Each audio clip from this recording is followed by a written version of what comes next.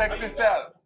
Season 2, let's talk with Drop and Jabbo. Hey, we did it at first, but we decided we was gonna change the season up a little bit. We was gonna start with one crucial thing: our class of '93 reunion. This is the 30th year. That's it. What? That's it. Huh? Dirty 30. Class of 93, Millwood Falcons. Look, this is an epic event. It's we real. are in Oklahoma City with all of the fellas and all of the ladies of the class of 93 at Millwood. Hey, and we just want to invite you guys into our class reunion as we start off our second season. And the way we're going to do this is we're going to just kind of freestyle a little bit. We're going to let people come in, Going off the dome. and we're going to just bring some energy and give y'all the real like we always do. We about to teach y'all how to do a class reunion. You heard me? 30 years. Now, check this out. For this disclaimer, I got to do it. You're going to hear some music that ain't mine. So I ain't getting paid for that. You might hear a little cussing, but it's okay. It ain't going to be too hard. Now, I'm just letting you know. You're going to see some things that might kind of look a little strange, but hey, man, our theme is the house party. That's it. You know. That's it. You know. That's it. That's our theme. Now, check this out. First of all, we just want to thank everybody for tuning in for our next season. Hey, y'all crushed season 1. But here's what we going to do. Everything going to be quick, fast. For about 3 minutes, y'all going to meet some of our classmates. You hear me? That's right. And you're going to learn a little bit about how they making it now. You hear me? We taking it back to the 90s. We going back to the 90s. So some of y'all gonna see some 90s stuff. That's right. You gonna hear noise, it's all right. Y'all know we gonna talk. But check it out. We about to bring number 1, our president of our class up, okay? Now, this is the big man, Christopher John Harrison, Senior. Hey, he the one that has done the most for us. You hear me? He didn't kind of help us stay strong, stay together. Yeah. And we talk about, we packed up in here. Yeah. We packed. So that's the first one I'm about to bring in. And then I'm also about to bring our vice president. Y'all ain't seen him yet, Eugene Sweet. I told y'all, you know, he's a Youth More Accomplished member. And he's a Command Sergeant Major. That's right. Retiree. Just now. So you're going to see a little facial hair. Am I telling the truth? Yeah, yeah. Hey, so you look a little different. Here we go. CH, bring it on over. Come on, Eugene.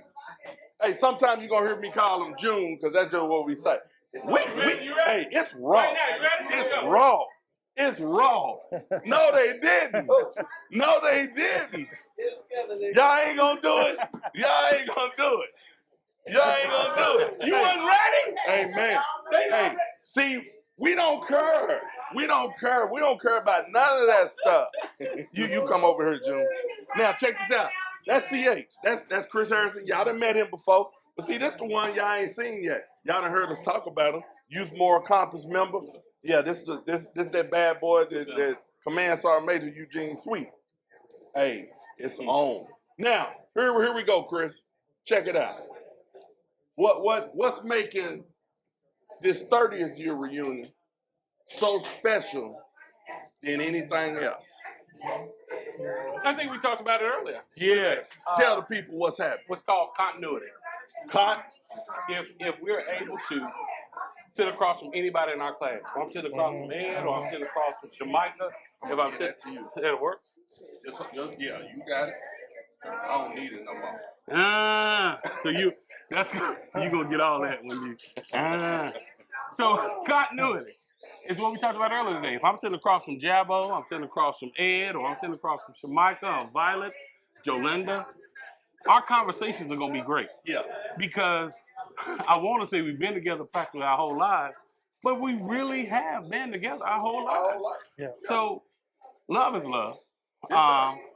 And we know how to check on one another. When things, and we get to this age, things start happening. Yeah. And we're still there in the room to uplift one another. So one of the things I'm excited about from a Millwood standpoint is we're trying to put together something that can be replicated. Our class reunion wasn't about a real big party. It wasn't about where can we go for a destination. Yeah. It wasn't about how much money who's spending the most money on whatever. That wasn't it. Our goal was to raise money for a worthy cause, which is the Millwood Enrichment Foundation. Right. It's the Legacy Memorial Garden that will take place there at Millwood. And then lastly, for us to be with one another and just say, and I got you, my sister and my brother. Right. So yeah, I think that's the difference. Now, I told y'all, that's that president right there, Jab. It's that thing that see people don't know a lot of. We talk a little bit now. You keep, and then Jabbo comes in 10th grade. Yeah. And so, but you got loved. Right. You got loved quick. Right. So it turned into something totally different. Yeah. It almost looked like a college fraternity. Can I interject though? Yeah, go ahead. The fact that when Jabbo showed up, Yeah. we didn't even recognize his name was Ronaldo Lemons Jr. Because his father, Ronaldo Lemons Sr., Right. was his father. You know. Yeah. We taking pictures and everything. Hey, dude, we getting it. Y'all don't understand. Y'all gonna meet him. Like June's in the room. Y'all gonna meet our picture man. Willie in the room. Bria's in the room. We living tonight. But understand. So here's what we're saying is, we didn't understand that it was Ronaldo Lemons Jr. Right. We knew it was Jabbo because his father was our coach and our mentor prior to him coming. So when he showed up, it wasn't like, hey, here's somebody new, it's a stranger. Our response was, hey man, it's about time. You should have already been here. Okay. Now, we talking 30 years, right? And like you said, some of you guys have been together for longer than 30 years. And then some of us came in, intermittently. Some left, some came back, and some left and never came back. But Eugene Sweet, can you tell us a little bit about the legacy? Because we're talking 30 years. Can you give us a little bit about have you been to Millwood all your life, right? All my life. Been in the neighborhood and everything. Been in the neighborhood, right. Millwood all my life. So you talking family, you talking community, and you talking education, right? And on those points, can you just give us a little bit about the legacy of the Millwood Falcons and where this class started and where it is today? So when we're talking legacy, man, I came from I don't like to say blended family. I came from a pureed family. It's a big difference. When my mother and father got married, he had 4 kids, she had 4 kids. It was 8 of us that grew up together that didn't know we weren't blood. Yeah. So that's the difference between a blended family and a pureed family. We were all the same, all equal. And so I had brothers and sisters that went to Millwood in the 70s. And a lot of people didn't know that. Yeah. Then I had sisters who graduated in the 80s. And then, of course, we came through in the 90s. And so the legacy of, hearing family names and family traditions in Millwood, man, that carried to some of the places I went throughout my life, throughout my career. I went to places, and you could name names. Me and Edward ran into each other in Korea, of all places. And it's just like, hey, man, how do y'all know each other so well? Are y'all brothers? Right. We are. But we came up in a system called Millwood that built bonds that just lasted for a lifetime, man. So Millwood is so unique because it's not just, oh, that's my classmate. Right. We are truly a family. Absolutely. And I enjoyed the fact that when I came back, I hadn't been back, in a function like we did on yesterday with the Enrichment Foundation, and I got a chance to interact with other classes who just looked and said, you know what, this is a beautiful thing that you guys are starting. It's not about us. It's about all of us. It's not about 93. It's about all of us. And the embrace that all of us took in there, man, it was such a beautiful thing. I truly enjoyed it. I hear you echoing what Chris actually has said, about not just class of 93, but, including just Millwood and the community itself. And you really don't see that in Oklahoma anymore. And I think the last time that we would actually can kind of correlate something like that would be like the Douglas. You know, like my grandmother and, you know, my aunties or whoever, you know, it was only one school to go to when you were African American. Yep. And that school was Douglas. Or if you was out in Spencer, in Jones. it was Dundee, Spencer Jones, you know. And it's so reminiscent of those two legacies. And to be able to be my age and be a part of that, you know, it's very... man, it just feels good. It feels good, you know. And coming from Spencer, like I said, I was still, the Spencer legacy is also roots a are there part. too. Yeah, you know what I'm saying? It's also a great legacy out there. And so, can you, being from the military, right, and understanding how the African American bond and the African Americans in the military, you know, did being from Millwood help you in any way? 100%, man. So you know, people laugh all the time, but man, we grew up with coaches. Who were father figures. And people look and they were mentors. And we can look back and say, man, they were tough on us and they were hard. And they instilled discipline in us. And of course, I mean, they were strong on us, they were tough on us. But man, when I went to the military, I was like, I've lived this before. I've seen this before. Yeah. This is nothing new to me. There's nothing you can say to me or do to me that Coach Darrell Franklin, Coach Lemons prepared you for. Chop, you know, and I the like Lowrys, I like everybody. that too. There's nothing that you can do or say to me that they haven't said to me to instill in me to become a better man. So I can't look at you as a drill sergeant or as a leader of mine and say, this person is picking on me or this person is jumping on me. No, man, you tough on me because you want me to be better.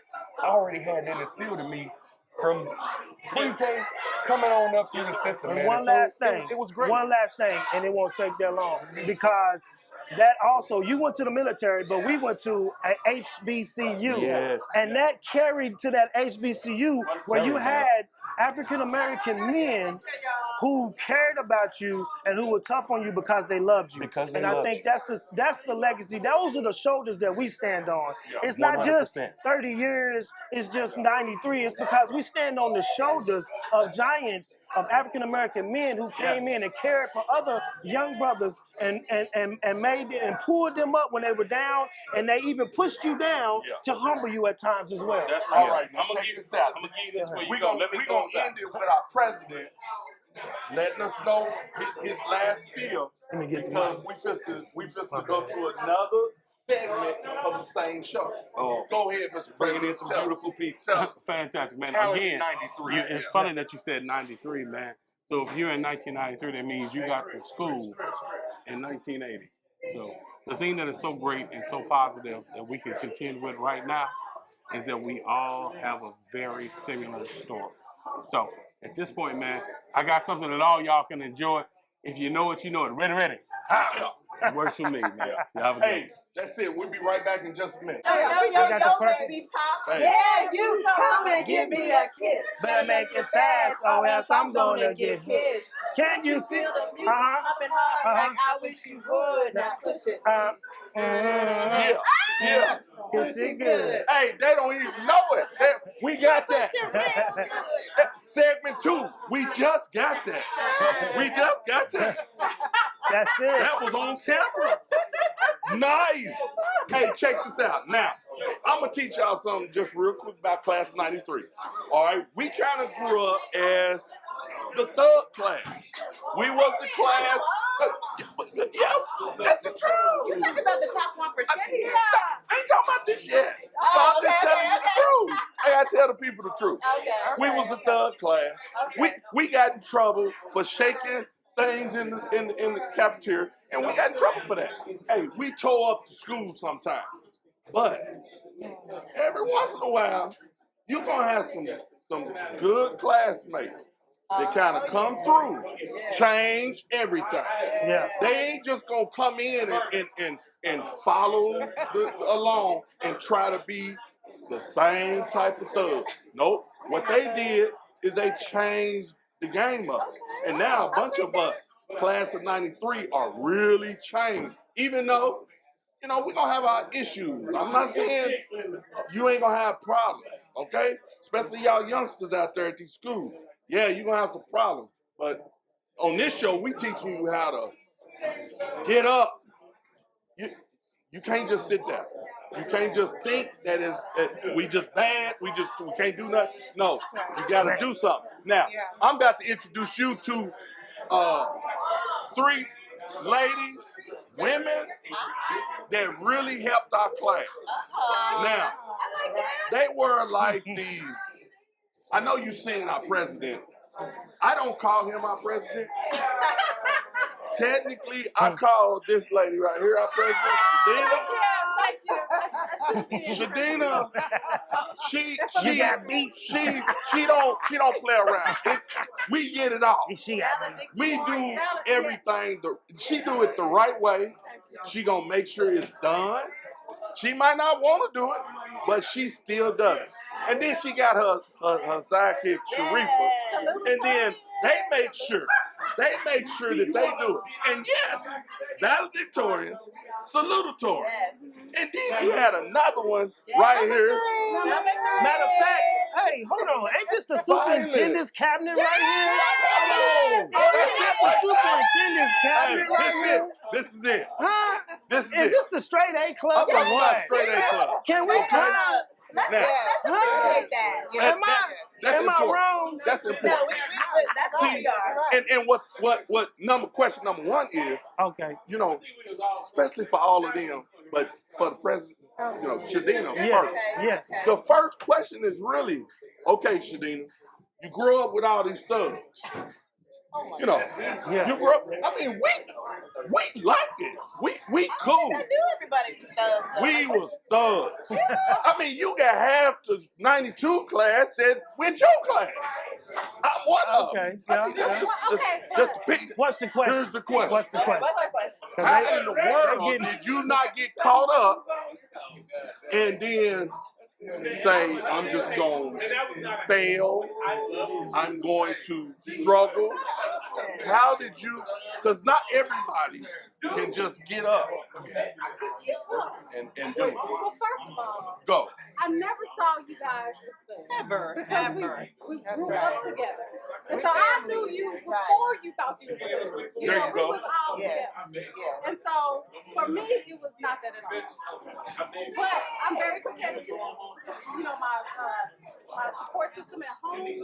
But at the end of the day, we're all people. And we love each other as a class. And so for me, it was like I need to succeed to be an example, you know, my personal goal. But other than that, I mean, it was like we was all together. I didn't see it separate. See, that's that president mode. That's that. She got it. But y'all also showed a bunch of us that there was more to it than high school. Because y'all always kind of wanted college. See what I'm saying? And then y'all really portrayed that. And it kind of seeped into a bunch of us who didn't care nothing about college. My question to this girl right here, Sharifa, is how did you stay so focused on knowing you was going to go to college and finishing college? It's different between going. Okay. But going and finishing and making sure that you stay positive the whole time. Okay, great questions. And I credit that to my family, my background. My parents both went to HBCUs, so I attended one as well. Spelman College, the #1 HBCU in the nation. And had to say that. It's gonna be a problem. You'll find out in a little bit. Golden lines for life. But for me, it was instilled in me at a very early age that education was important. And then, like Shadina said, with the competition that we all felt like to just be positive and to be, you know, on task with our grades and all of that, it was super easy for me to follow in those footsteps as well. Yeah. And we raised each other up. Yeah. We was competitive, but we all were like friendly with it too. Without a doubt. Yeah. Now, there are some times, Jabbo, where, and I always go to you because you that kid that comes in to grade. Yeah. And you don't really know these. Yeah. You don't really know these ladies like that. Right. But you coming from, but something seeps into you. Yeah. It How was did you deal with yeah, that? I'm gonna be real. It was the fineness. See, look at here. Y'all see it? It was the beauty. The beauty. Do you hear me? We ain't So, talking about that. so I'm gonna let you know. So when you got beautiful women that portray good values, I like that. education, and when I came into the school, everybody was I came from Spencer, and Spencer, you know, nobody was really talking about the next step to college. You know what I'm saying? But when I came to Millwood, there was it was just like you supposed to go to college. Right. You know, it's not that way at every school, but because you ladies were so nice looking, you know what I'm saying? That was what drives a brother to get himself together. You see what I'm saying? That's what makes us get ourselves together. And, you know, and it makes you, and not only were you guys beautiful, but you were educated and you handle business. Y'all got things done. Yeah. So with that being said, we had talked about on the last segment about legacy. Yeah. And we talked about men. Can you tell us about the women, the legacy of the women? I seen Shirley Say Bobo. I see Shirley Say Bobo that. in that Yes. yearbook. Make You know that what I'm saying? your last one, because I like it where you about to go. I'm gonna about forget to it. Don't forget. Say it, Okay. because I want to get her Okay. right quick. And then That'll be the you ending. go through That's that. fine. That's fine. Now, okay, so, Violet, Yes. we knew you were smart. We knew very intelligent. A lot of us already knew that. Now, my question to you is though, because you went to helping kids pretty nice in programs. And I remember that you were, you did things with the what's that place called? Urban League. Oh, You see, you got involved with stuff like that, early. Now, but my question is, it could have been easy to not even, because it wasn't a lot of money in working with kids, But how in the world did you go from bachelor's? It's important, y'all. Not just bachelor's, but the master's. Why not? Most people just stop. And then you said, at just a few years ago, I'm gonna go and get my doctorate. And then finish. How in the world did you make that happen? Dr. Bye. Kurt, this is your mic right now. Because these kids, I got you. we got an audience You just that's talk. full of people trying to talk. get off the seat. And they want to figure out, how do I do it? And where do I get the money? Girl, you got to tell us what's happening with that. I think, first of all, I want to point out that even though we're all doing well, we all have a background. So, like, for me, my background wasn't perfect, but I decided in my mind what I wanted to accomplish. And I surrounded myself with people like Shardina and Sharifa who were positive. They pushed me. They helped me, with that drive in high school. But beyond that, just keeping the goal in mind, whatever adversity you face, just stay in the course. That's once you decide in your mind that that's what you want to accomplish, you have to be intentional. You have to plan for it. You have to surround yourself with people, and you have to work hard for it. And I mean, every single day, you have to be committed to it. That has to be you have to create a space for yourself to achieve. So if that means studying 7 days a week, then that's what you do, so that you can accomplish your goal. And I didn't know how I was going to pay for school, and I'm going to be paying for a while. But Come on, Biden. Come on, Biden. Whatever you have in your mind that you want to do, don't let anyone, any circumstance, keep you from doing that. All right, good deal. And Go to that. 20 words or less. Can you explain the legacy of the Millwood legacy of the females, the females that you guys The shoulders that you stand on, yes. As far as women. Because from the men, we Because I know you ladies are y'all historically adept when it comes to, you know, even if it's not inside of Millwood, it could be somebody who inspired you outside of Millwood. You know, so just let us know, you know, dig down deep and say, you know what, this is the legacy, and make it as just real as possible. And I can go first. For me, it's a compilation of every woman that we came across at Millwood and beyond. Okay. It was Clara Looper, Okay. Miss Miles, my first grade teacher, Miss Owens, my fourth grade teacher, the principal, Peggy Kennedy. Yes. Our elementary principal, Miss Vivian Miller. Yes. I mean, our counselors, they poured Miss into Shirley us. Bobo, Miss Miss Thomas. McCann, Yes. Miss Bobo, Yes. all of these is Black excellence. Miss Spears, Yes. Coach Spears, we cannot leave her out. Yes. Yes, Yes. yes. That's it. Yeah. And I know I'm over my 20 words. No, you good. that is perfect. At the end of the day, Black excellence is finest. Absolutely. Absolutely. Okay. They were an example. They were an exemplar, actually. Mhm. This is what it's supposed to look like. This is what you should do Mhm. so that you can achieve. They fully Absolutely. paved the way for us. And I want to add that my grandmother, Dr. Cavanna Clark, had her PhD in the 30s. Yes. And so she instilled in me that education was important. She Come was a from professor education. in Langston, Yes. an English professor. And so she always instilled education as paramount to get ahead in life. Yes. So that was important for me as a And- legacy and a background. And the reason I asked that question is because a lot of people don't understand how African Americans were so entrenched in the educational system. And a lot of times, historically, when they integrated the schools, a lot of the good teachers were taken away.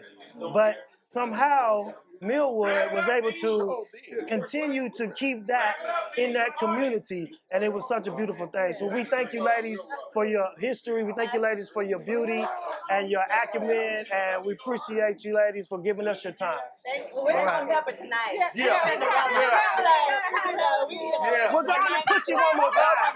We're going to push you one more time, then. We'll be right back for a different segment. You don't see it. We'll holler. I told you. Here come a special again. Now, what we got is, I told you, our class is full of everything. That's the beauty of it. 30 years, we full of everything. But let me show you something. Man, even all y'all kids and stuff that I didn't talk to, I told y'all, I'm gonna show you some brothers that's gonna teach you how to get up, out struggles, out of, even if you done been in some problems, you don't have to stay there. So I'm finna show you that right now. Y'all thought I was playing. This is a Millwood class of 93, 30 reunion. You're gonna see it all right here. Now, first, oh man, let me tell you something. Curtis DeShazy. We're gonna get real. We're gonna get real right quick. We talking about a brother that did some time. He gets out. I seen him. And he said to me, I ain't never going back again. Now, that's something that's powerful as his own, but that ain't the real power. This brother basically building Pull the houses. microphone. Well, man, I can't wait till I can get him to do my stuff, my remodeling. He basically building houses, and the brother good. You feel me? Y'all gonna have to go see him. He gonna tell you about himself. Kurt, man, first of all, how in the world did you get involved with that? I had to sit back and, weigh my options. Yeah. You want to get on the mic? It came with time. To build a house. Yes, it did. Brother. First, did you know you had that skill? Yeah, Or I did you always, get taught that skill some kind of way? yeah, I You learned taught it. yourself that skill? Yeah, I learned it. Man, when me and you talked that day, you told me straight up, like, man, I got some things I got to do. I got some stuff. And a lot of these kids that I talk to, that watch the podcast and stuff, Yeah. hey, bro, they on the struggle. Now, I mean, they killing themselves because struggle. They don't even want to live. But I'm trying to show them, man, this is it's better than that. Tell these people what you do so they can, man, put your plug in. They can have something to look forward Let to. them know exactly what you do. Here, take that.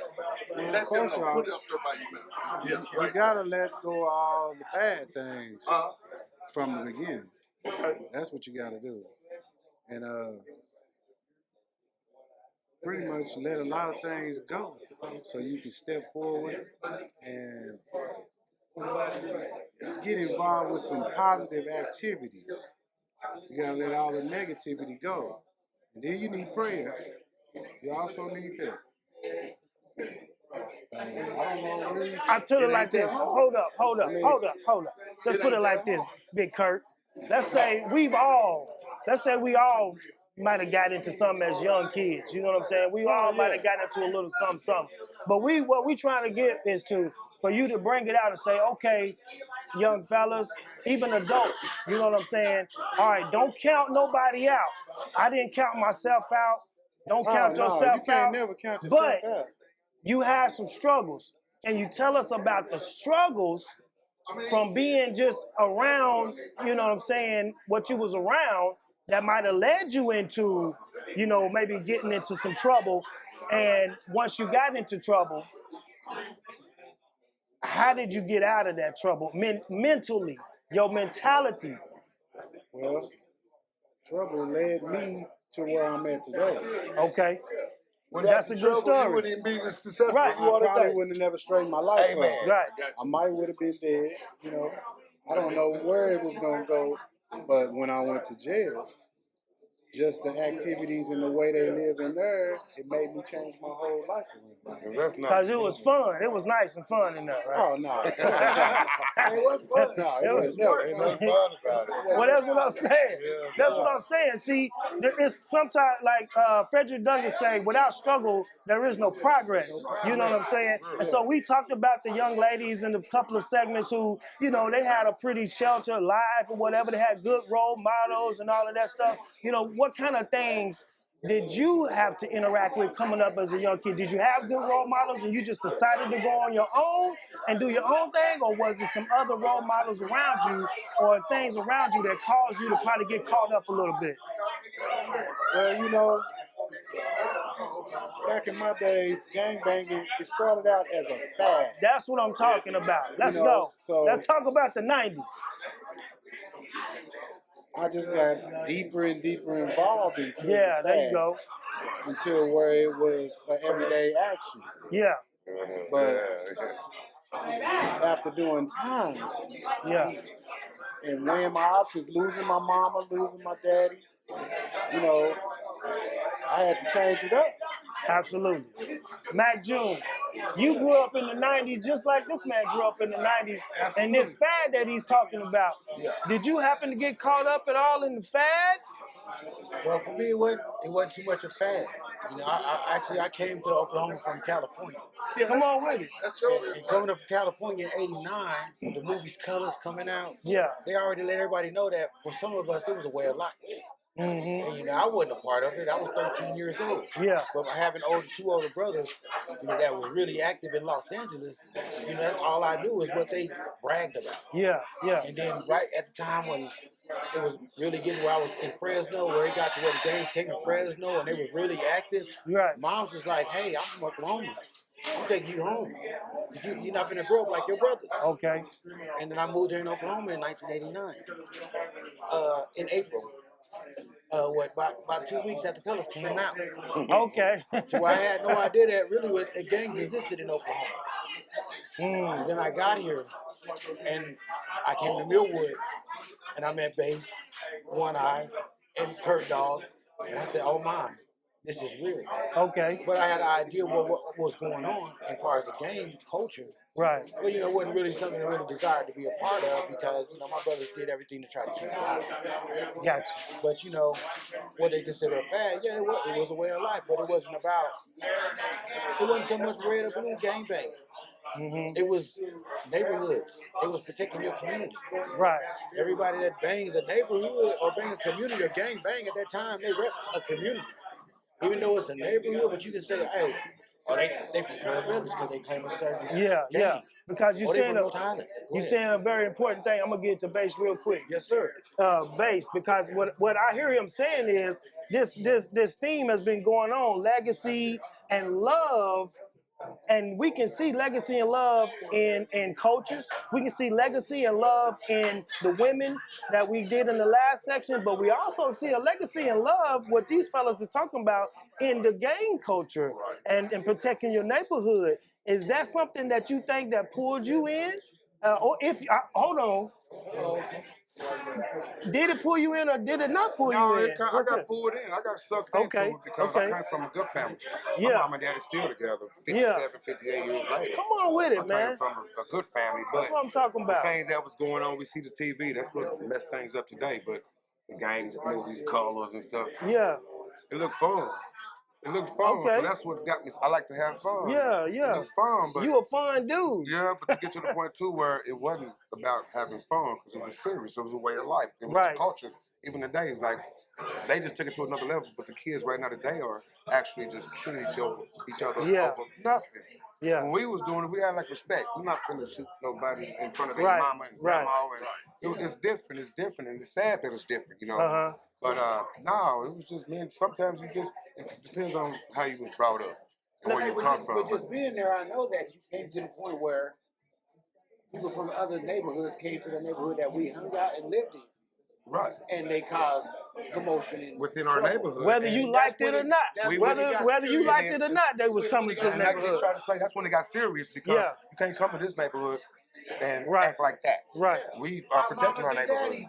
Yeah, right. Grandma stay down the street, stuff like that. We can't have these action over here like that. And just so happens that this neighborhood was representing the color. Like everybody got on their arms already. You know what I'm saying? But one thing, y'all still stayed in school.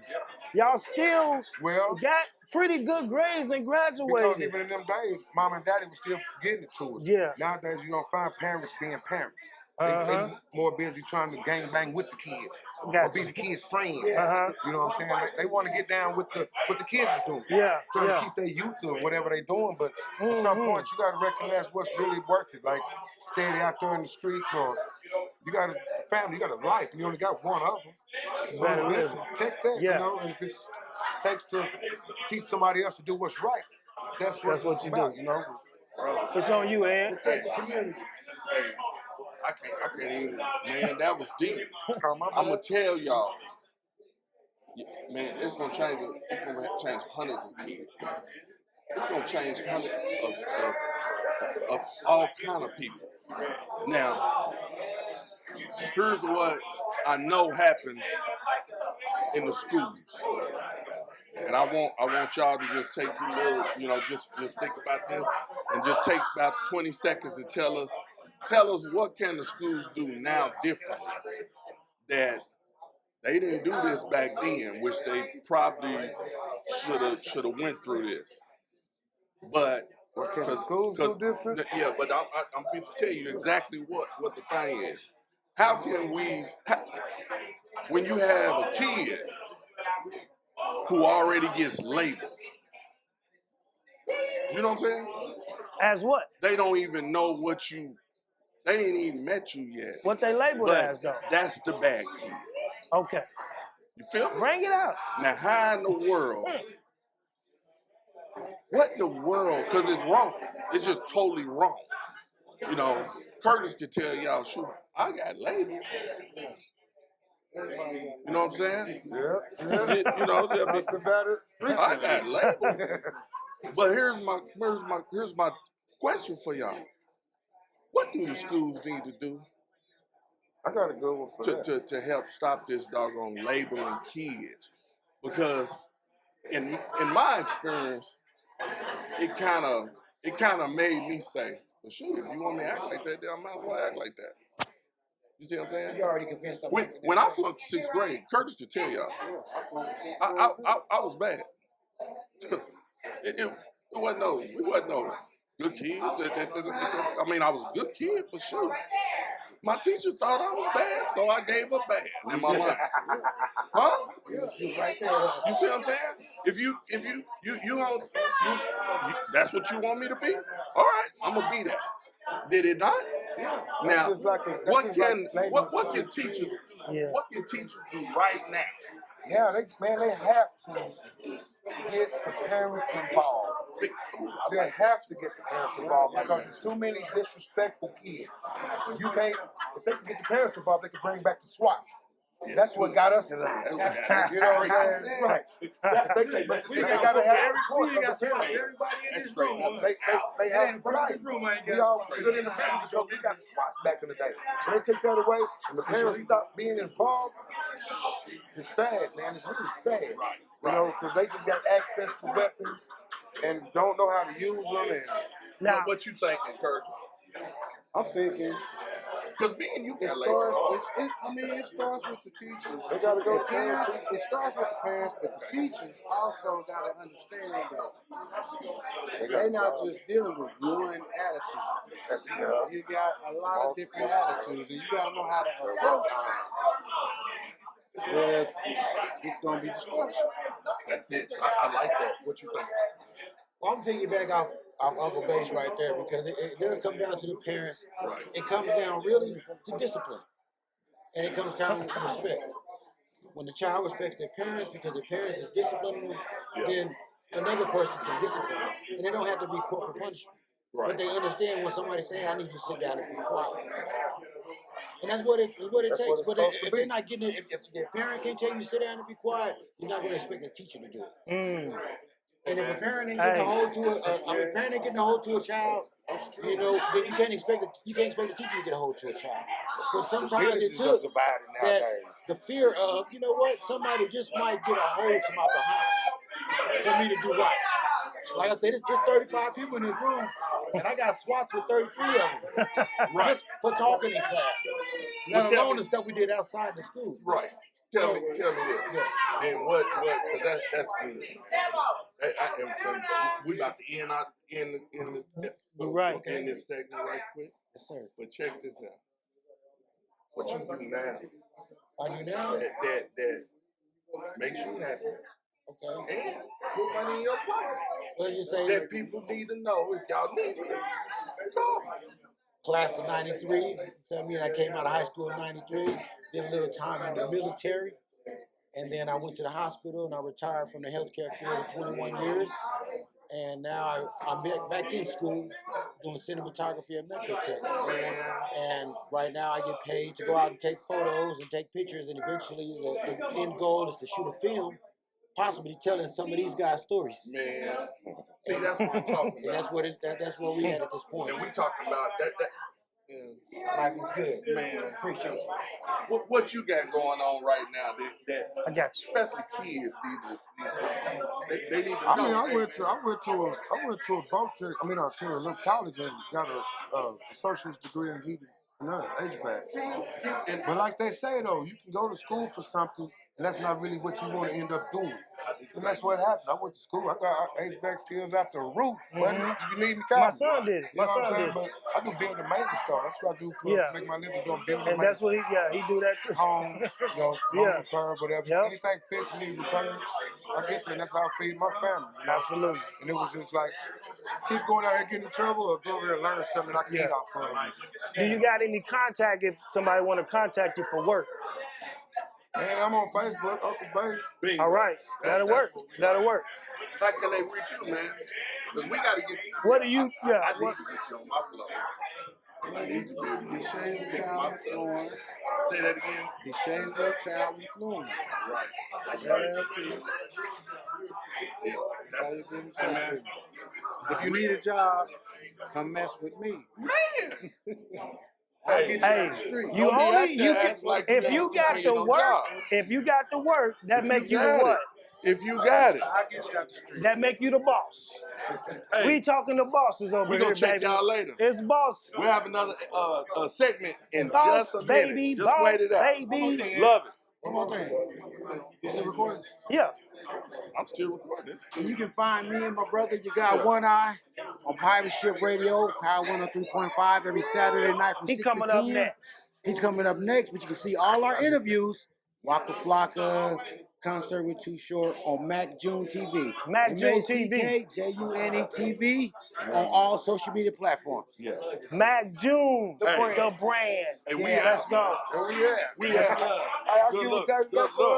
Good look. Appreciate it. Oh man, we got a good one right now. Yo. Hey, this is the next segment. We about to one of our class of '93. Yo. You know, he done rose up on the grind. Yeah. Now he with Power 103.5. 103.5. Yes, sir. And you can hear his voice, man. This is what he do. This is what he do. All day. One Eye Willie, is that what you go by? I go by You Got One Eye, man. You Got One Eye is here. Class of '93. We shutting it down at the '90s house party. This is how we do it. Get on the line. Let's make it. Let's go. No. Let's go. Now we gonna teach you. He gonna let you know some things because it's not as easy as you think it is. No. It take a lot of preparation, man. It's a work. lot of work that goes on behind the scenes before you cut on the microphone. You know what I'm saying? You gotta put a show together. Here's my question for you. I know how you grew up. I was around you for a long time. Me and you go from like little. Yeah. I knew your mama. I knew your brother. Mm-hmm. I knew a lot of people in your family. Yeah. We got a special guest. Special guest. Yeah, we got a special guest. Class of '93 showing up. Let's go. Yes, you are. Interrupting the interview. You all right. Now, check this out. We talking about him coming to what he's doing now. Now watch this. We just gonna let him roll on this now. Right. Tell the people how you just came from being at home with mom, brother, and then all of a sudden on the radio. Long path, man. Long path. Good and bad. Yes. Long path, man. Just, I was a knucklehead at first, man. I think doing a lot of ignorant things kind of helped me get to a certain level. You know what I mean? 'Cause I didn't have no focus on nothing. I didn't care. But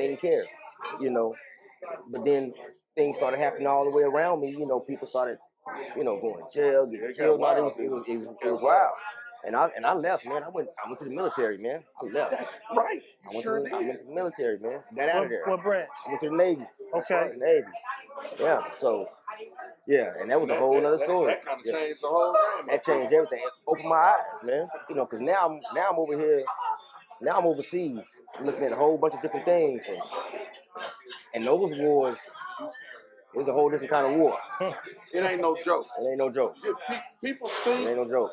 The battle in the city and all this stuff is the same. It's not. It ain't the same. We talking about. They not trying to put you in jail. Nah. They're trying to kill you. They're trying to kill you, man. They're trying to kill you every way possible. They don't care what you.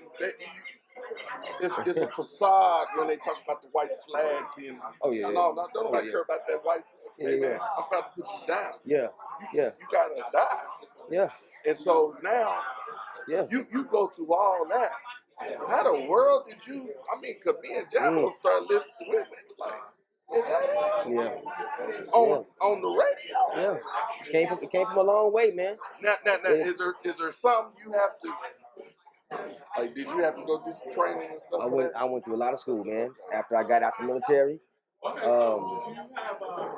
used that GI Bill and got every penny out of it I could.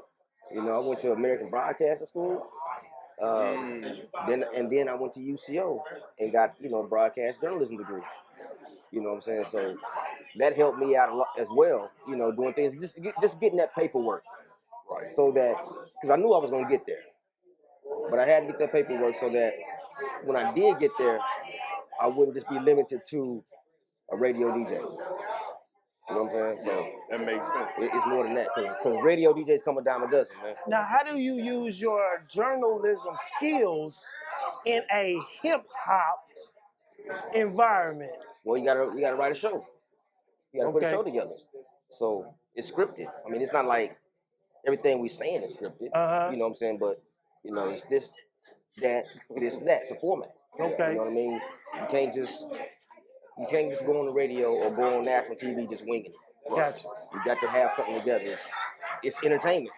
So you gotta entertain. You gotta put something together, man. So that's what a journalism comes So in. you telling me hip hop shows have a format and are somewhat, you know, laid out in how they want it to go? Yeah, absolutely. Okay. Absolutely. That's the real. Absolutely. Young people. It's all entertainment. When you go into the entertainment field, even if they look like it's thug or gangster, whatever the label they want to put on it, it's still scripted and it's still what? Yeah. It's entertainment. It's still entertainment. Entertainment all the way around. If you don't have if you're not able to entertain, you're not gonna make it in this industry no matter what it is you're trying to do. Yeah. You know what I'm saying? If you're in front of the camera or on the stage for people to see, if it's not entertaining, you're not gonna make it.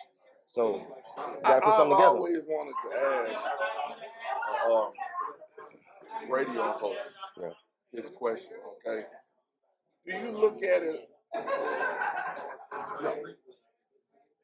When you go to work, are you knowing I'm at work? Or are you like, it's just a hobby? It ain't work.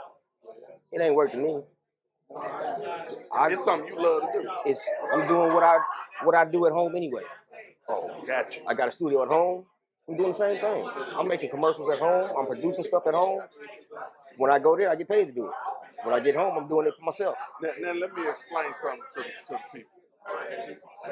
A podcast show is a very small part. I was thinking the same thing. A radio. Yeah. Okay. Yeah. Podcast show is very small. Yeah. When we do a script and we had to do a script, you know, just to make sure we knew what we was gonna talk about today. Yeah. But we doing that one time, and it's gonna last us for the whole month. Yeah. You going in every day. Every day. Different aspect. Yeah. Different topics. Oh my goodness. Now, do you ever get starstruck? Nah. Okay. You can't. Okay. You can't be starstruck, and you can't be a groupie. What are some of the in this business? What are some of the? You see them both, and it's bad. It looks very bad when you begging entertainers to be your friend. Play your part. Stay in your own lane. See, My I bad. didn't know that. I did not know that. What homework do you do before you even go into work if you know you got somebody coming in? If I know the interview I'm doing ahead of time, I'm gonna research. I'm gonna go and pull up old interviews. I'm gonna pull up their bios, see what it is they're doing. If they on tour, oh my goodness. First albums, what their life was growing up, where they grow up, how they end up here. Yeah. You know, legends. What made you start? You know how they first get into that? Who introduced them to what? Yes, sir. So when you start talking to the people about their lives, they realize you've done the research on them, and they tend to open up more. Okay. And now it becomes a conversation, instead of Q&A. Gotcha. And that's the goal: is you want to get stuff out of people that they don't just say every day. At least for me, when I'm talking to people, I don't ask the same questions you hear them talk about every time you see them on TV. Hey, these people don't understand That's how a happy gym. I am. That's a gym right there. That's a gym. You remember, as soon as I asked you, I said, "Is it okay?" Oh yeah. Get on here. Yeah. Because I know that sometimes you have like, no, I can't. Yeah. You know, contracts and stuff. Yeah. But Absolutely. It also gets me because we come up from little. You know what I'm saying? Bus stop type stuff. And I'm sitting here, I'm like, man, the partner. the homie. Mm-hmm. I can listen to him on the radio. Right now. You know what I'm saying? Right now. I mean, I probably got a commercial playing right now. Man, right. And right that's just wild. You know what I'm saying? So tell the people, man, where can they find you again? Well, Power 103.5. You can pull it up, man, kbsp.com. Listen live. You can download the app Stream by PPBC. That way you never miss a moment when I'm on air, right? I'm on Saturday nights from 6 to 10, every Saturday night. It's the party before the party. The music you hear every day, you're not going to hear it. Not on my show. I play nothing but breaking records, nothing but new music. We got mixes from all over the country, from different DJs. We broadcasting live from other cities and states, getting it in. We everywhere.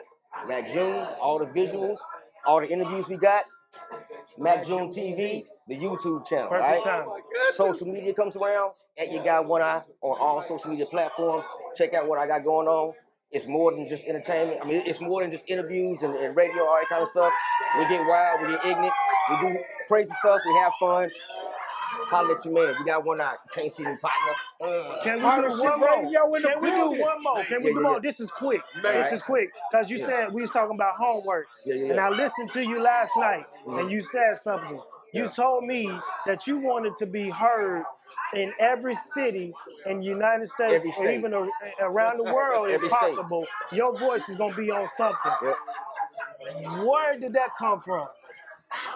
Where did that come from? Yeah. Just when you think back to when you was a kid, the things that you like to do the most. Yeah. I remember being a kid sitting in the back seat of the car, going to family's house, going to relatives, Tulsa, Oak Muggy all the time. And every Saturday morning, there was a countdown with this man named Casey. And I used to listen to that. And I said as a kid in the back seat, no matter where you I want to do what he do. Because everybody's in the car bored, but he's entertaining, keeping us company. Yeah. So when I'm on air, I'm not just sitting there playing music. I'm going to say something off the wall. Borderline need a talking to. Yeah. You know what I'm saying? Just to entertain, man. That's what's up. Tell him what you told me. When he told me that, he started playing Donnie Simpson doing Midnight Soul. And I was pretending I had a camera. I strive to feed my fire, doing what I desire. I'll never give it up. I'm nothing like before.